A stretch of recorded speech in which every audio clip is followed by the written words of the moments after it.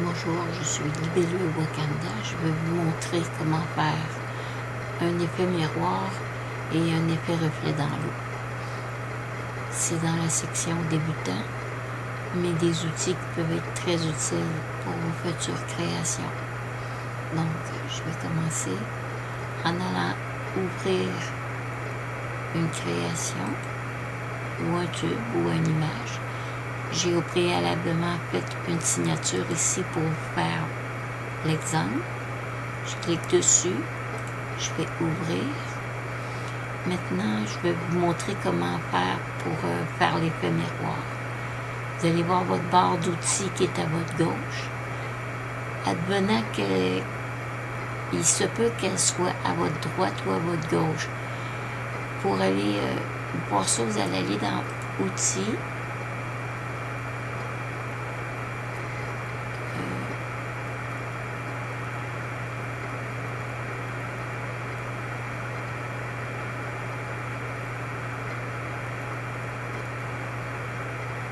C'est pas bien là. Je suis en train de chercher quasiment en même temps que vous, mais ça fait tellement longtemps que je ne suis pas allée dans l'outil.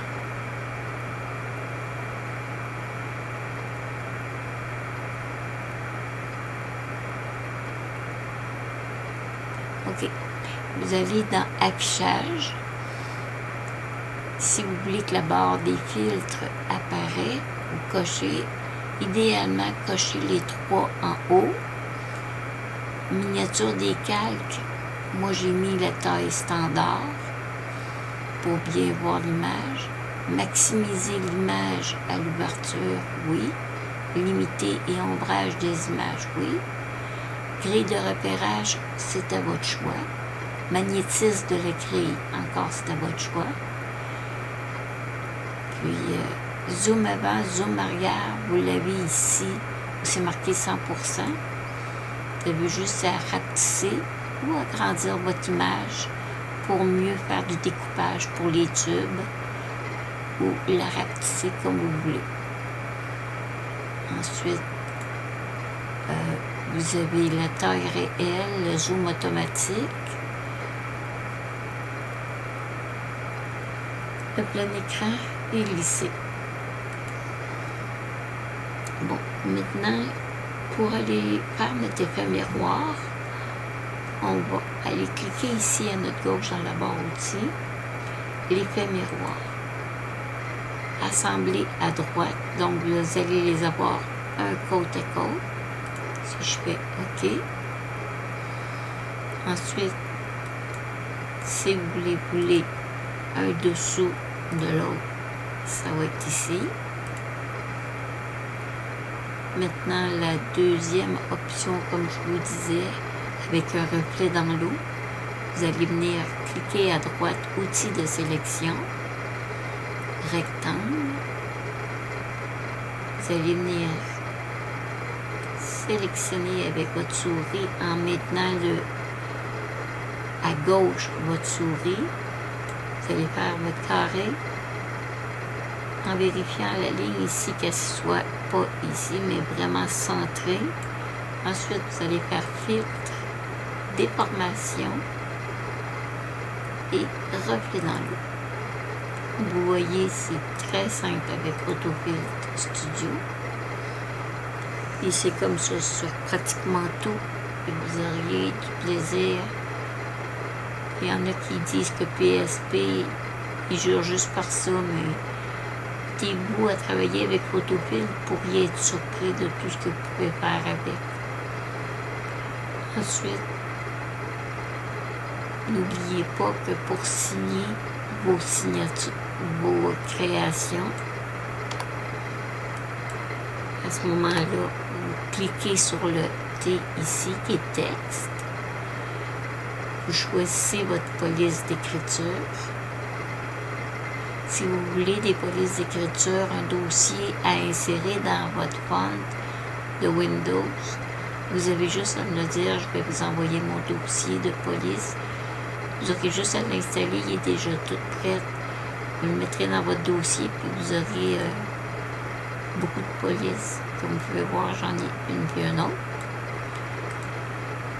Maintenant, si, admettons que je veux écrire mon nom, je vous donne un exemple. Je veux grandir, c'est ici. Disons que je mets ça.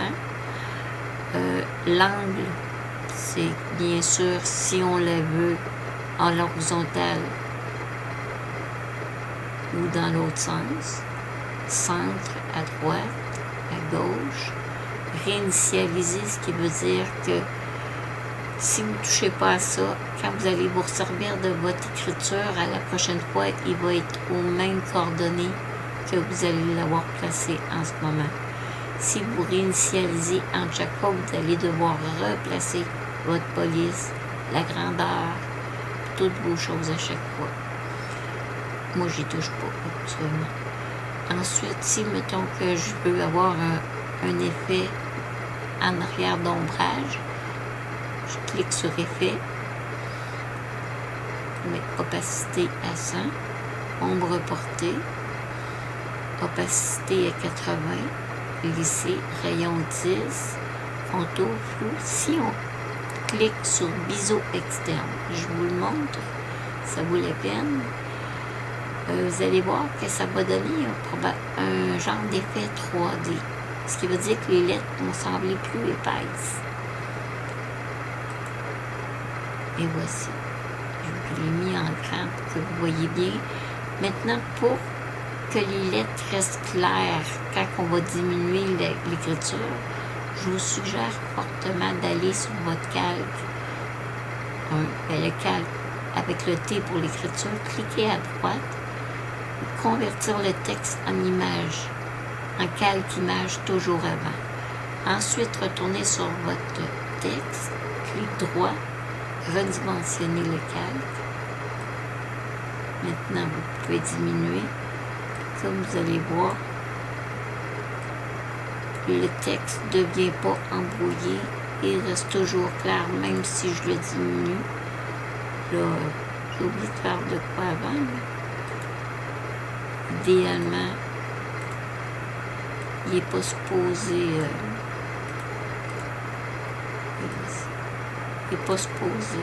C'est parce que j'ai oublié, j'ai pas mis la bonne couleur pour le cadre.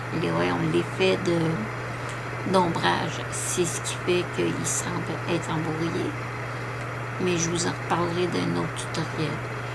Ou sinon, si vous en voulez pas, que vous voulez pas d'ombrage, faites juste décocher. Et voilà, vous retournez à votre effet texte. Et voilà, c'est tout. Et que je vous souhaite bonne création, mais n'oubliez pas, comme là l'image est grande, je veux la remettre à 100. Je fais tout simplement ça. Quand que je veux faire du découpage, ça vaut beaucoup mieux quand c'est en grand.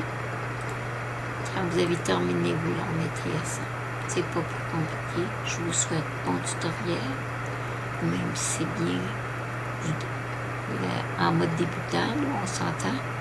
Mais tous ces outils-là vont vous être utiles pour apprendre à travailler votre autofil. Alors, bonne création.